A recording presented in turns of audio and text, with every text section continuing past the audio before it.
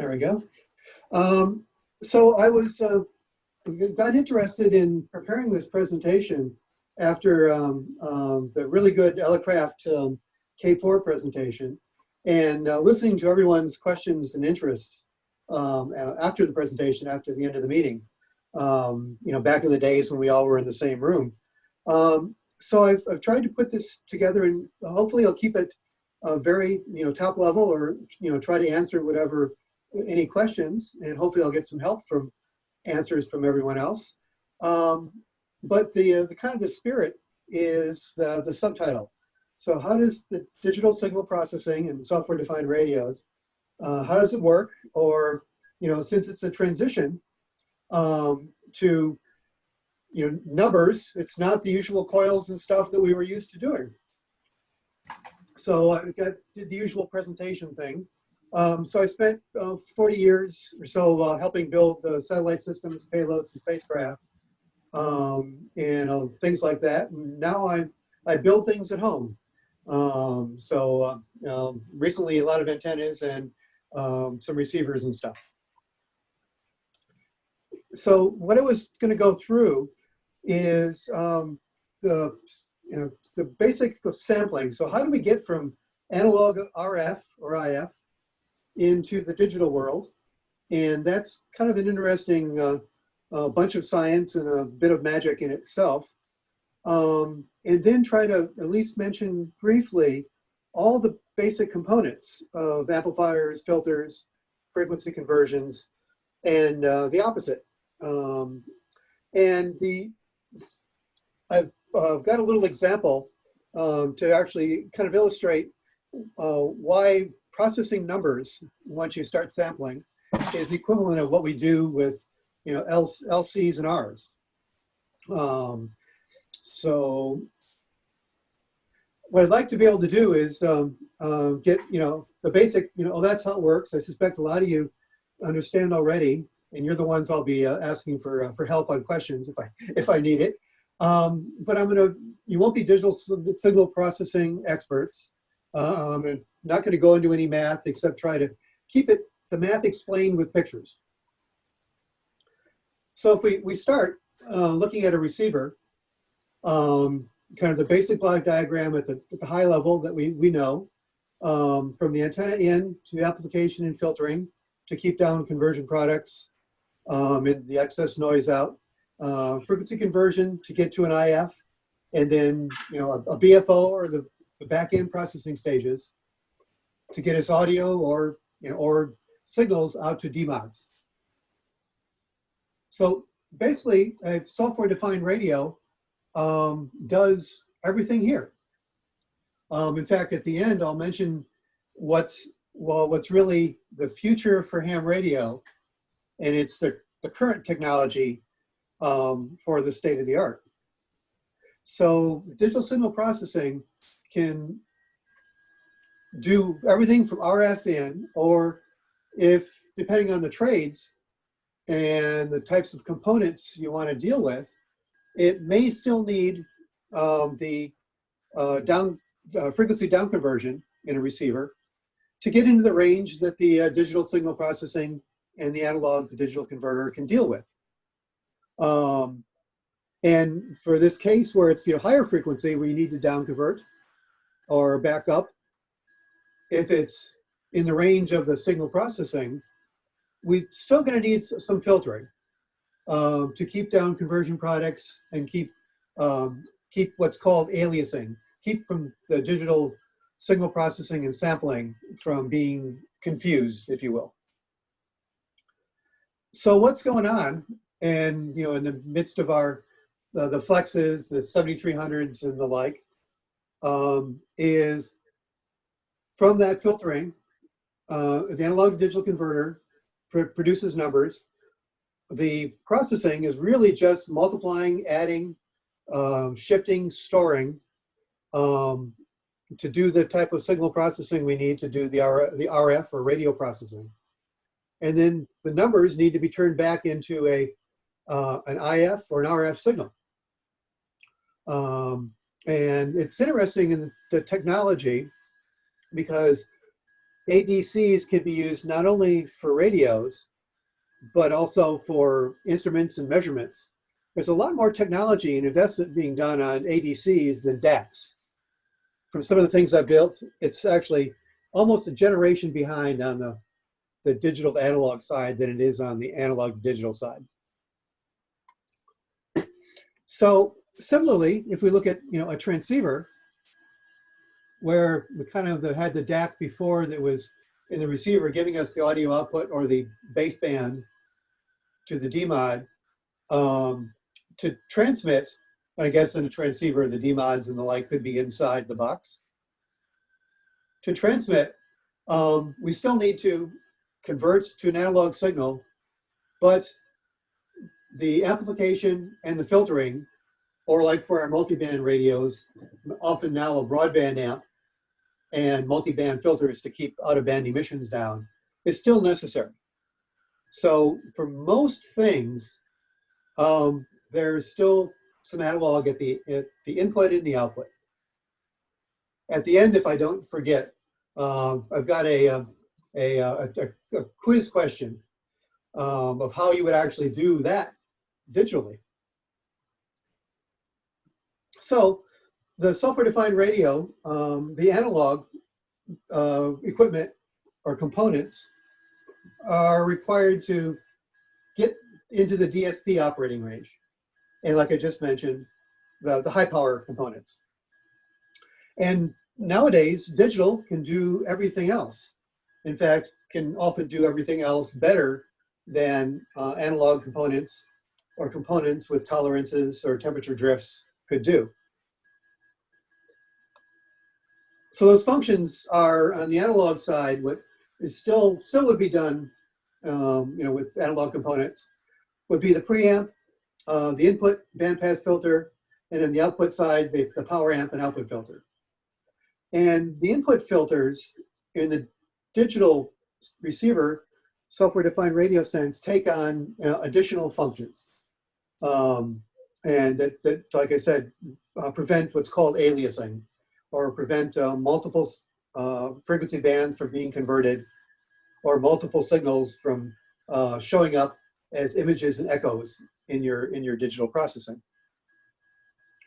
The digital implementation can do everything else. And in fact, it's being done in all of our radios, except for those of us that keep some of the old stuff around too. So IF bandpass filtering, bandpass tuning, ALC, noise reduction, noise blanking, equalization, compression, demodulation. In fact, right now the demodulation and including error correction decoding, to me, is the most interesting. And with FT8 and some of the other modes that are using really state-of-the-art modulation and error correction coding formats. And since processing is just a computer, the display is part of it also. So, how does it work? How do we get everything to work with numbers? So it's really a result of something called the sampling theorem, which I'll mention next. But also in reality, it's due to advances in computer speed and capability, and refinements in the processing algorithms and techniques that can run fast enough and be efficient enough. So all this digital signal processing goes back to certainly the 70s, if not the 1960s. But it wasn't really able to implement much because you have to crunch numbers very quickly to keep up with the real-time processing. And when the chips and general purpose processors or even field programmable gate arrays, FPGAs and ASICs got fast enough, the research turned to algorithms, because it's a kind of a race to take in samples, and I'll mention that's related to the bandwidth you want to process, but you got to take in the samples fast enough to get the bandwidth you want, but then you got to complete all the processing and get it out the other side to make it all work. So the whole thing starts with the sampling theorem. And without getting into the math, what it is you can take samples of a bandwidth limited analog signal, and it perfectly represents the signal if the sample rate is more than twice the signal bandwidth. So if you don't think of hardware, just think of a perfect sampler, something that can instantaneously read the voltage and present that voltage to the computer. If it's a 250 kilohertz band, if you sample that at more than 500 kilosamples per second, there is no information lost. There's no distortion. It's a perfect representation. So where the realities come in is the analog to digital conversion and all the number crunching that we'll talk about in a bit. So the other interesting part of the sampling theorem is it's twice the bandwidth. You notice I didn't say anything about the frequency of operation of the signal. So if it's a 2.5 kilohertz signal at 80 meters or one at 23 centimeters, the required sampling rate's exactly the same. How hard it is to sample, how good the electronics has to be to create a sample is different, but the math is exactly the same. So all the magic starts with the ADC. So as hams and doing link budgets or looking at our power out and the like, we usually think power. So for ADC and digital signal processing, you need to think voltage. So it's actually, as I'll show in a cartoon, sampling the voltage of the signal, converting it to a digital number. And in fact, it's actually what's called, in most all processing, it's called a complex number. Because we know there's a signal, sinusoid has both amplitude, frequency, and phase. So to have both amplitude and phase represented in a digital number, you need to do complex numbers. So all the rest is just manipulating those numbers, manipulating them in fancy ways and fast enough to do all the things we want. So, like I said, I find one of the more interesting things is the ADC. So within the analog to digital converter is functionally, sometimes even circuit-wise, two separate things. There's many fancy ways of implementing them. The first is the sample and hold. The second is the quantizer. And their functions are shown in the cartoon below. The sample and hold is basically measuring the voltage in a sequence in time, represented by the little red dots. And then the quantizer says, okay, that measurement, kind of shown by the red lines to go on to the right, that measurement is closest to this digital number. So I'm going to convert the sample voltage to the digital number. So the 0010, etc. And that's what they're really doing. There's all sorts of interesting magic in making the sample and hold good enough, and then making this conversion fast enough and accurate enough. I mentioned a moment ago that the sample rate only needs to be a function of the bandwidth. And in real life, it's usually about 2.5 times the bandwidth. A little bit more is better, makes your filters, aliasing filters easier, but speeds up your processing. So it's a compromise. So you try to keep this kind of in the sweet spot of rates that give you the bandwidth you want. but I said it's independent of frequency, 80 meters or 23 centimeters. So the little red dot, the time you have to measure that, you got a lot longer time at 80 meters to decide what that voltage is. The hold is usually a capacitive circuit of some sort to accurately charge and measure that and then convert it. 23 centimeters or more, they don't have much time. That voltage is up and down changing much quicker. So the technology is limited on the frequency it can sample by the sample and hold in the conversion electronics. But the theory doesn't care. It's still just the bandwidth. So the ADCs aren't perfect, and they have limited capabilities. So we'll look at those in dynamic range, the noise that they generate, and the speed. And I kind of mentioned the speed. So the dynamic range, like I said, we're still, as I said, we're looking in the voltage world. So coming out of our LNA in our receiver and our aliasing filter is the voltage signal. So that range is limited. If it gets too big, then it'll clip. There's no bigger number you can put out. So you're flat topping or bottoming and starting to splatter the spectrum and create distortion.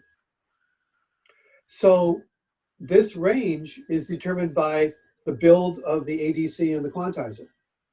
So that indeed is a compromise to building an SDR also, because you want it big to get dynamic range, but then you need more steps to keep the accuracy. So the bigger the dynamic range, the more steps. So that clipping range on my 7300, it's now and then in noisy environments or interferer, you'll see the OVR pop up. And that's just the radio telling you it's doing this. And the ADC knows it's seeing something, bigger than this or smaller than this. So the real ADCs, like I alluded to, aren't perfect. So there is some distance from these steps in voltage. So if the actual voltage is here, and by the way, all this time, I've been assuming you can see my mouse. Is that correct? So can someone, Art, I can see you. Can you nod? Can you see the mouse? Yes. That is correct. Okay, thank you. So like in this example, there's this error, the little green bar. If you pictured the sum of the real signal, the white, and the error, that's what the quantizer is. Well, that's kind of like signal plus noise. So quantization noise is actually a noise related to the signal, but for most types of signals we deal with, in fact, most signals in real life, it can be considered random noise. So if you make the steps smaller and smaller and smaller, the opportunity, this width gets smaller, the opportunity for that little green error to be big gets smaller, and the noise drops. So a balance in an SDR is to make that quantization noise negligible and below the receiver noise. At HF, that's not as hard. For some of my satellite payloads and the like, at K-band and the like, it's you play games to balance that noise. But one of the traits and differences of an SDR is you're constrained on the noise level into your receiver, into the digital signal processing, and you're constrained in the dynamic range. So you're kind of fighting bumping up the top and too small or too complex in the middle. And the other limit is what I alluded to in the beginning, is how fast the ADC can work. It'll set the bandwidth limit. In modern devices, it's actually setting the direct sampling capability. Direct sampling is usually the name given to when you can sample at RF instead of at a down-converted IF. So now that we got those sample numbers, what can we do with them? My shopping list kind of said, yeah, we can do everything. But starting with the easier one is, amplification. Well, we just showed the cartoons that the amplitude of our signal is the value of the digital sample. So an amplifier, once we got the numbers, is merely scaling the sample values. So if it was coming in at plus or minus 2.5, and we want it bigger, we multiply by 2, and now it's plus or minus 5. So there's some science in that, because we're dealing with very rapid, fast processing of finite word size digital numbers. A number of bits is fixed. Well, I shouldn't say fixed. The number of bits is a constraint.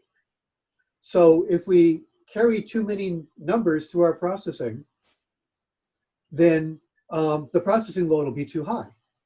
So the other software-defined radio trade and game is making sure that when you amplify or frequency convert or do a filter like I'll show coming up, your number calculations and your number storage and your internal digital word size are all in the range the processing can handle and do fast enough.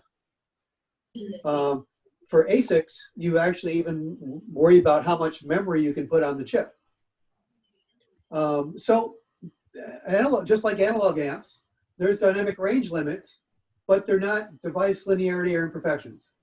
There's no compression, there's no IMs, there's just limitations to the numbers, and the processing techniques take care of, pay attention to make sure those limitations don't distort the signal. Okay, one of the coolest things that software-defined radios do, and many of the functions we use are in our receivers and transceivers, is filtering. So this is as simple as a filter gets, but it's the one to really illustrate that we can just play games with numbers and do filtering. So the one I've chosen here, I hope you'll see that yeah, I'm just adding and subtracting, but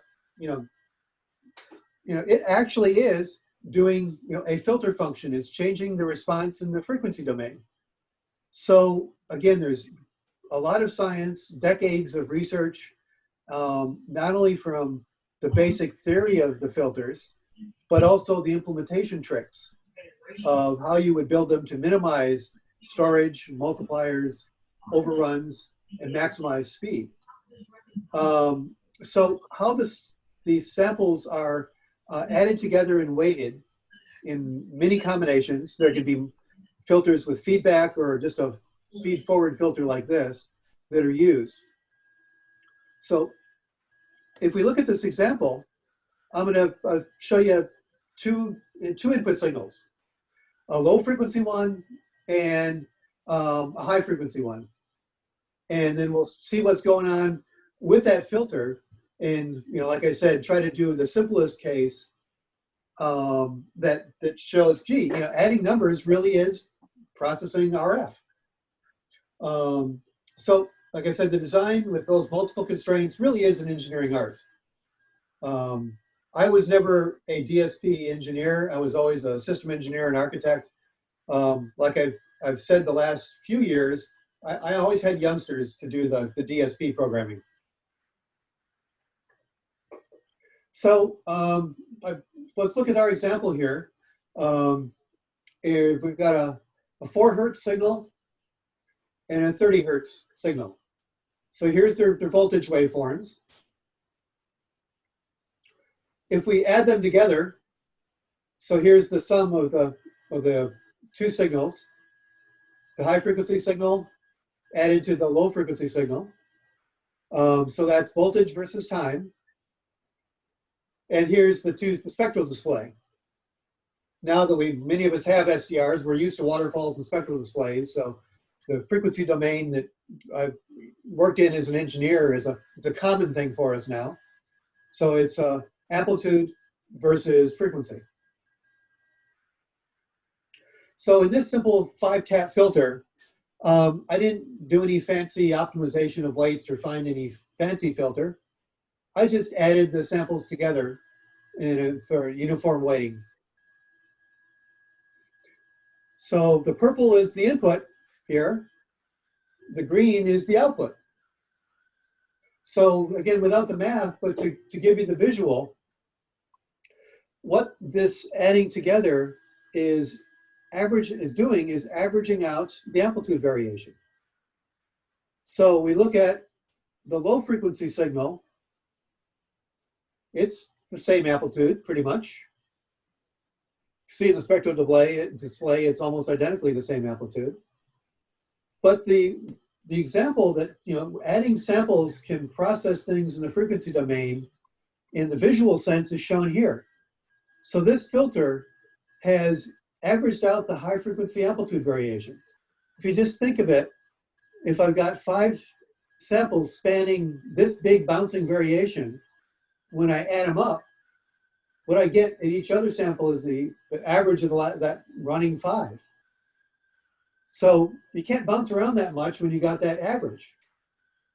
So this digital summation of sample numbers reduced the high frequency content just by adding numbers. So the 30 hertz signal just dropped, whatever that is. Actually, I apologize. I forget if I plotted that in magnitude or dB. But anyways, it's reduced. So that's the simplest filter example, and you can do that with adaptive filters, bandpass filters.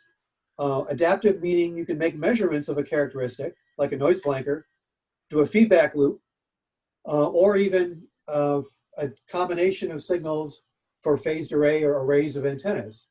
So once we get the samples added together, what I hope this example shows you is we do RF processing with numbers.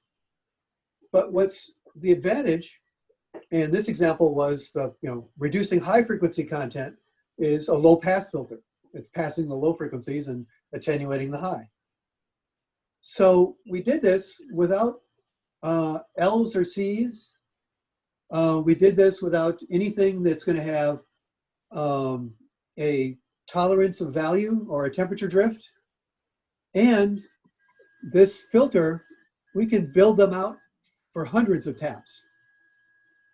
We can do the mathematics to make these weights be shaped to reduce adjacent channel interference, do some other receiver tricks. But we can get all the way to brick wall filters. Make a filter where we'll get cues that are into the hundreds and hundreds. Something that's not possible with any analog technology. So it's only limited by the processor speed and the memory. The algorithms are really fascinating things. And some impressive filters can be built. In fact, we were doing this filtering in that satellite payload. I mentioned it, the introduction in my career, is we could actually filter signals off and squeeze in more signals because the filters were sharper and they could be placed closer together without interfering with each other, and get more capacity through a satellite. And besides not having L's and C's, all the filters are the same size no matter what the frequency is. The 1 and the 0 doesn't change size on the frequency. So if we switch over now to frequency conversion or tuning, it's that simple filter, manipulated the amplitudes of the samples. Digital signal processing can also manipulate the sample rates, add and subtract signals, or multiply signals, just like a local oscillator or a VFO can be mixed in with a signal. So we can move the frequency of signals. We can center signals in the filters, or we can change the filters to center on the signal. We can change the bandwidth of a signal, all just by changing those coefficients and the weights. So, in fact, in the processing, to make it run fast enough, there's often frequency conversion going on just to make the processing work. Interpolation and decimation. Remember I said the sampling only had to work at the bandwidth of the signal, not the carrier, not the center frequency. So if I filtered it down to a smaller bandwidth to get the signal that I wanted out of a bigger bandwidth, I can cut my sample speed. I can make my processing go slower and save processing resources. So there's all sorts of tricks in frequency conversion done inside, and didn't do any cartoons for that. But hopefully the analogy you're picturing is just like we manipulated amplitude by numbers. If I can manipulate timing and frequency, I can manipulate frequency and phase and do mixing and conversion. So on the output of our transceiver is a digital to analog conversion. Yeah, it's a backwards ADC. There's similar performance limitations and other different ones because taking digital numbers in is, straightforward finite digital electronics. No errors there. But then accurately converting that number into a signal and putting it out without droop and bandwidth limitations is the trick there. So other processing can be done in the receiver. And once they're digital, we can do demodulation like we all do all day long on FT8, turn the received signals into data and modulation, turn the data into an output signal. Error correction decoding, which is another brand of fancy mathematics that that can process redundancy we add to the data to detect and correct errors. We can do diversity combining and antenna beamforming. Again, that's kind of combining signals. Once we just said, we can manipulate amplitude and phase. So if we do that manipulation based on what we want to do or knowledge of the received signal, we can process the signals we generate, feed those multiple generated signals to multiple antennas, or receive from multiple antennas, and process those together in the digital domain. And then active signal processing. So we're all unfortunately aware of the interferer in the Bay Area here that's found our repeater. Someone mentioned using direction finding. Well, you can also do direction finding by measuring or recording the signal from different locations and angles, processing the digital samples and numbers, something called correlation, and actually determine by the phase and delay of the signal the distance between all the receivers and zero in on them. You can do that by measuring the frequency difference if he's moving, or the delay difference if he's not. So there's fancy signal processing can be done for direction finding too. So the future is pretty cool. So like I said in the beginning, the mathematics was there. The mathematics of digital signal processing was known way back when. In fact, it's kind of fun. The highest performance error correction codes used now in communications were actually discovered in the 50s. But no one could figure a way with the computers at the time and certainly, you know, it was discovered at the advent of digital computers. You couldn't figure out how to make it work, but the theory was there. Now, error correction coding can be done to near perfect. So it's all processing limitations. Well, for us, processing limitations is also cost. So could Elecraft make a completely digital receiver, except for the power amp? Yeah, but the cost wouldn't be affordable. So state of the art right now is ADCs that can directly process input signals up to 30 gigahertz, 12-bit resolution, which gives 60 dB dynamic range. So there's really no limitation on technology right now. It's only cost. When those things get common enough, and guess what?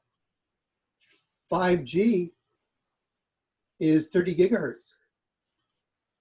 So these parts are going to come down in price. So our future is connect the antenna right into the LNA and ADC. There won't be any frequency conversions or mixers or LOs or VFOs needed. Really super het receivers will be obsolete.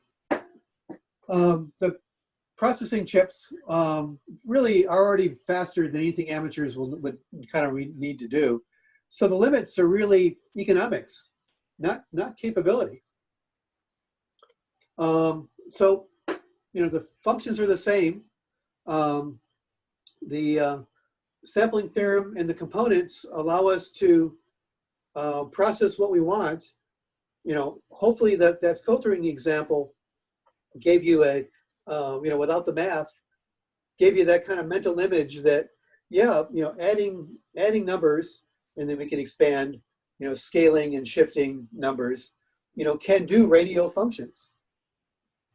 So the high power amplifiers are still, you know, analog, you know, for now. But my tease, I said, is, well, how would you do that? So I'll finish with the question and take other questions if anyone wants any. So there are, you know, kilowatt or, you know, 100 kilowatt AM broadcast transmitters that are solid state. No tubes, no transistors, or no FETs or the like we normally would think of an amp. So, you know, yeah, you can do a high power transmitter without the normal analog amplifiers we think of. So how would you do that? So Art, back over to you in questions. Okay, I just unmuted everybody, or I'm trying to. Okay. So, anybody have any? Thank you, David. First of all, that was pretty cool. Does anybody have any questions for Dave? I do. Go ahead. I do. Ed, yeah. Dave, that's a great presentation, and as a mathematician, I really appreciated it. I love the fact that as you're sampling, you're going from the analog to basically a step function, and depending upon how much sampling you're doing, that vertical element of the step function is getting smaller and smaller and smaller, giving you, I assume, less distortion. Exactly. Yeah, but what I didn't quite understand is when you said cost. If you have processors that are rapid enough and fast enough, and you seem to claim that you do, why would the cost then be so expensive? Oh, it's the cost of, actually, since I'm getting my own echo here. It's the cost of the chip. So it's not the, you know, and if you get too many samples, the speed that the ASIC or the computer has to work has to be faster. So faster electronics is more expensive.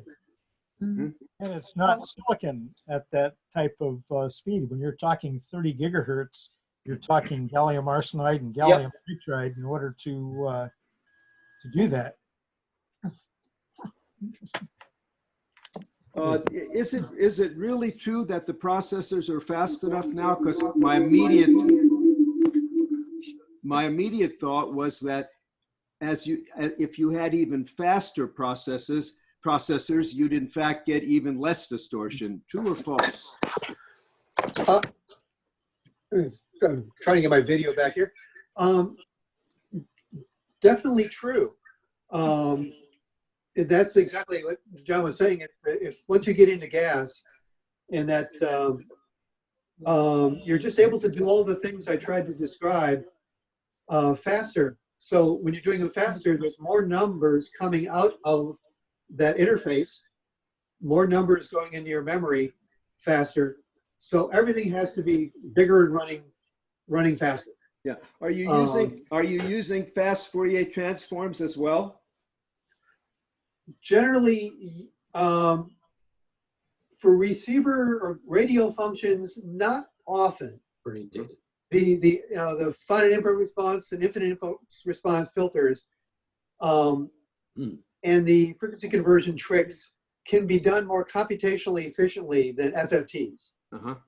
So you don't switch domains or go from time domain to frequency domain unless you have to, because that requires more multiplies or more shifts. I understand.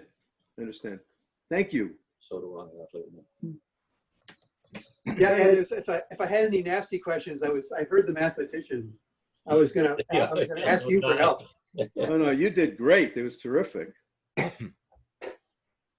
Yeah, you took a pretty nasty topic and reduced it down to something that most of us dumb folks can understand.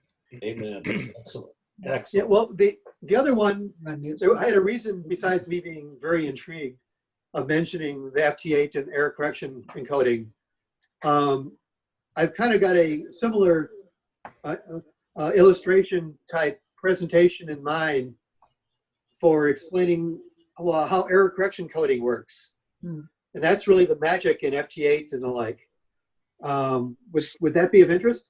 Error correction. That would be very Excellent. Yeah, it's getting pretty heavy. Yes. Terrific. Yeah, there's some techniques that we use in the mathematics that's actually graphical. It inherently wants to have pictures. So it's possible to talk about error correction coding with something called signal space with pictures. So I'll give it a try. Yeah, for me, I need a lot of pictures. Yeah. David, what radio do you personally use, and what radio do you recommend now as the performer parameter radio for SDR? That's a really good question. I think I'd solicit everyone else's opinion, but I'm going to answer it two ways. Right now, from what I've read, and I don't have operating experience with the Flex, the K4 is not here. My personal radio is the 7300. So I would say right now, from what I've read about the Flex, that's doing all similar state-of-the-art things. They're directly processing 54 megahertz of bandwidth. I did some calculations, and their claim dynamic range and adjacent channel dynamic range lines up with a state-of-the-art 16-bit ADC they're saying. So Flex seems pretty cool. I know I'm talking to a lot of Flex owners. On the other hand, you can't beat the performance. All the DSP functions are there. The 7300 for the price is a cool radio. Although I admit I'm stalking a 64 Flex 64,000 on eBay right now. David, this is Brian. Yes. I'm still trying to wrap my head around the concept that the sampling theorem says sample at least twice the bandwidth, not twice the maximum frequency of interest, which is what I always thought Nyquist was talking about. Is there a way to explain that a little bit without going into the deep math?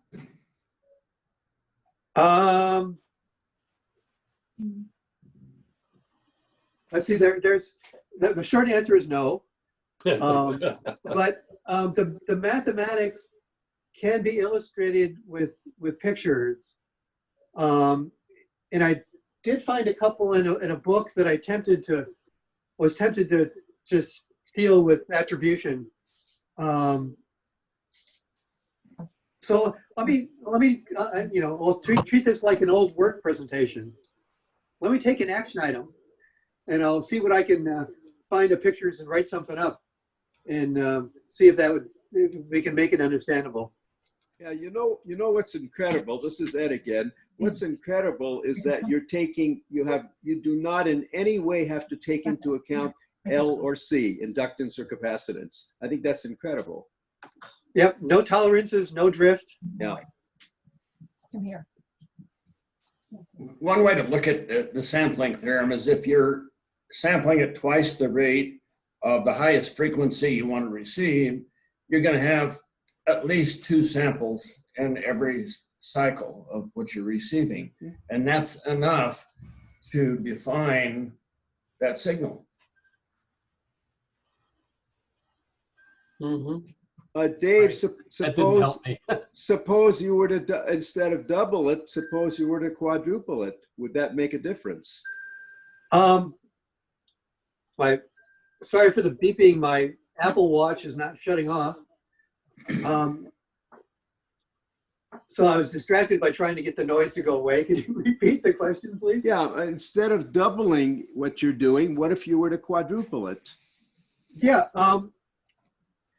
Well, quadrupling, to say the bad news first, quadrupling means all the processing has to be twice as fast. Yeah. And twice as many numbers. So it's the other half of your previous question. But what's really done is, like I said, is about, theory is 2 times. Usually done about 2.5 times, 2.25. And that spaces things out enough that your filtering can be done economically and work well. I understand. So you go a little bigger to do that compromise in the transition. Yeah. And the input to the ADC and the output of the DAC. Yeah, thank you. This is Henry. Can you hear me? Yes. It's interesting. My Bluetooth audio, I subscribe to a streaming music service named Tidal, and they offer a master quality, they call it. They're actually sampling at 96K, which is not 2 times or 2.5 times or 4 times, but really 5 times.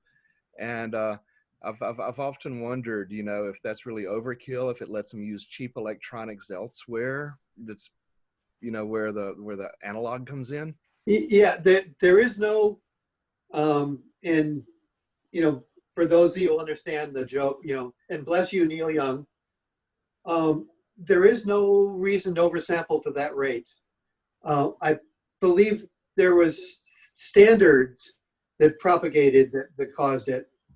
In the audio world, the distortions and imperfections people talk about is due to compression and other processing of the waveform to reduce its data rate in ways that aren't perceptible to most human hearing. So the compression-free, distortion-free audio waveforms don't have to be sampled that much. There's no reason for it.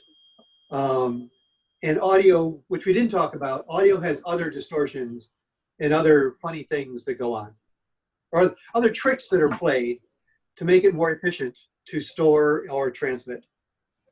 Okay, thanks. You guys scared me. Anything else for David? Can I make a comment? Yes. Please.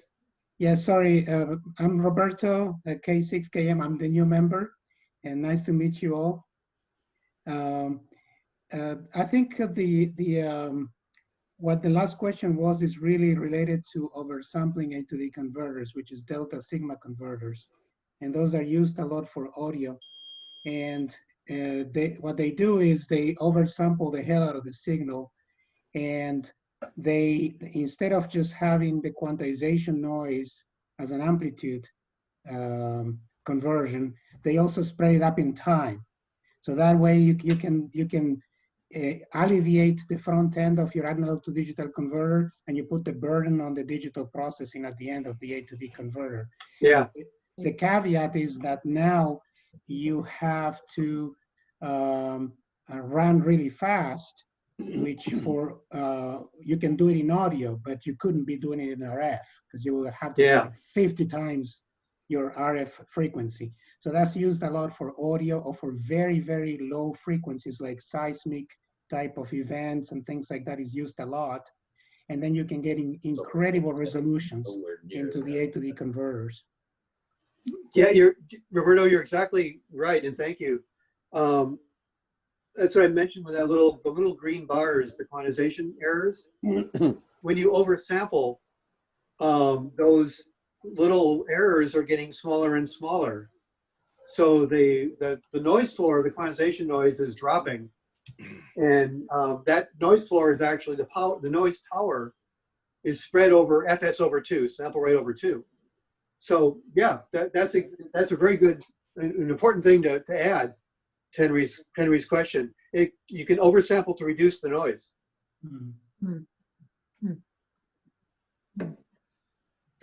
Thank you, David. That was really well done. Thank you. And I think nicely done. John, are you still online here at K6YP? I are. And would you want to give just a brief summary of what your program's going to be for next month? Okay. Well, you guys have probably, many of you have something called an antenna analyzer. Probably used it to measure antennas and looked at Viswar and wondered in many cases why you can't figure out whether the device you're measuring is capacitive or inductive. And all of a sudden, a wondrous device came out. Unfortunately, I can't show it to you, but or maybe I can. I've got it in my hand, and oh, there we go. Okay, very good. That little widget is called a VNA, or a Vector Network Analyzer. And not only can it measure VSWR, it can measure impedance, plot it on a Smith chart, plot it as SWR, and also it can measure the transmission through a device. In other words, it can measure an amplifier's gain or a filter's loss, complete with phase information. And so you could actually be sitting there with your VNA in your hand, looking at the inductors in your junk box and figuring out if you have a 5.6 microhenry inductor in a group of unmarked inductors. I just did that today. In any event, I'm going to show you what a VNA is, what you get for $100. The widget that David had in his hand, I believe, cost him in the general area of $50 before shipping from China. Mine is much more expensive. It's $95, but on the other hand, it's got a screen that's twice as big as David's, and it is you may have cost me money. Little device. So that's what I plan to talk about next week, or next month rather. So John, this is a nano VNA, right? It is a nano VNA. Yep. Yeah, funny thing, I just got one of those too. And after I got through figuring out how on earth to use it, it makes it a lot easier to see what's going on with your antenna. Yeah. But you can also use it to check the low pass filters following your power amplifier, or as I say, measure inductors. And you can even use it to charge your cell phone. It's a wonderful thing. Good.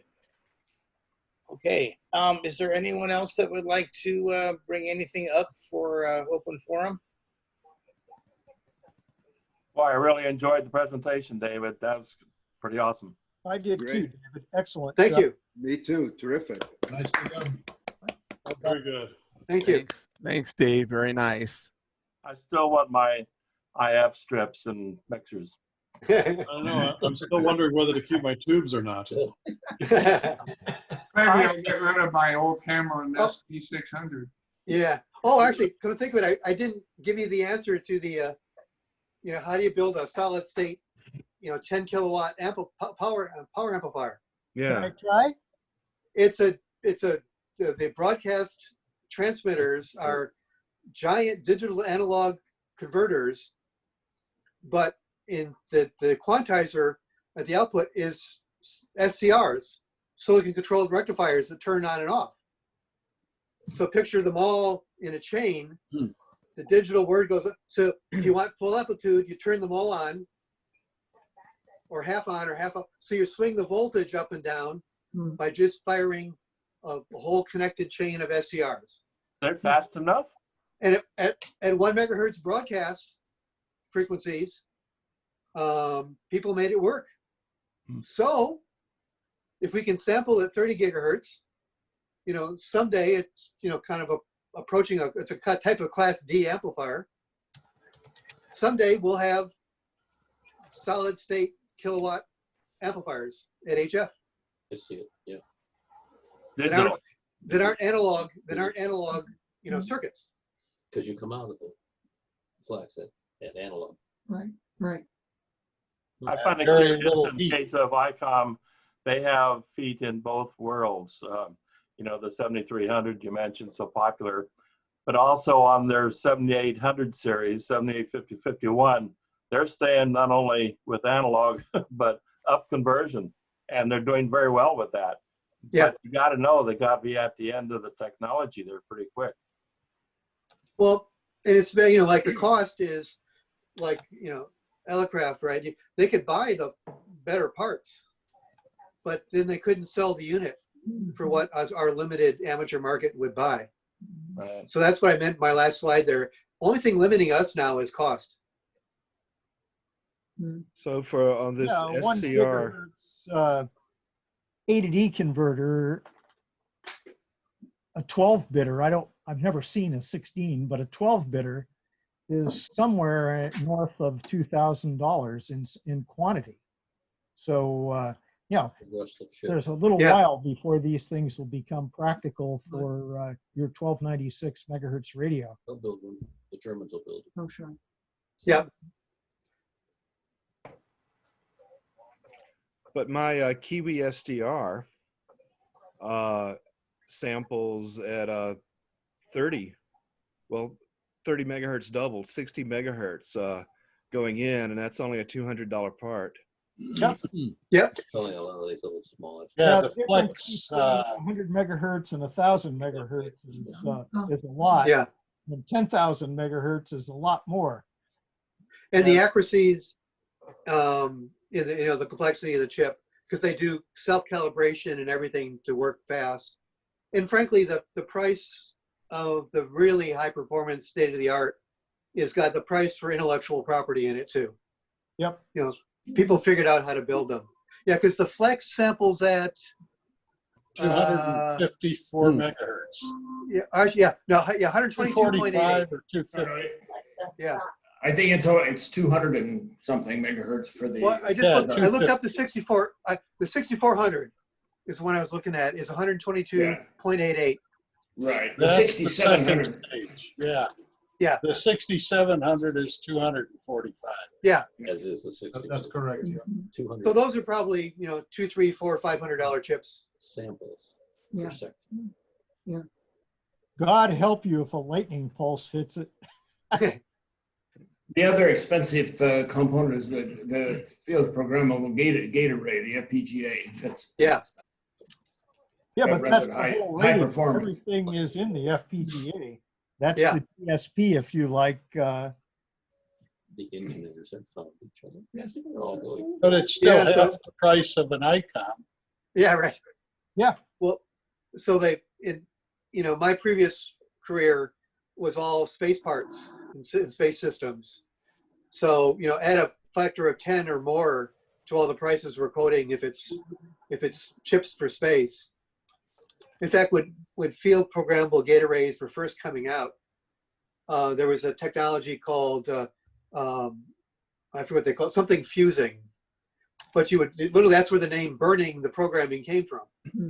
So to configure the logic in the gate array, you would send current and burn off connections to implement the connections you wanted. So we were building some space hardware, and these chips were, I don't know, $2,500, $5,000 each. And then we were discovering that only about, a couple, 20% or 40% were programming. Hmm. So finally went back to the vendor after we read the fine print on the spec sheet and say, yeah, that's normal. So the price of high rail parts, particularly when only, when you throw away a lot of them, is high. Yeah. $2,500.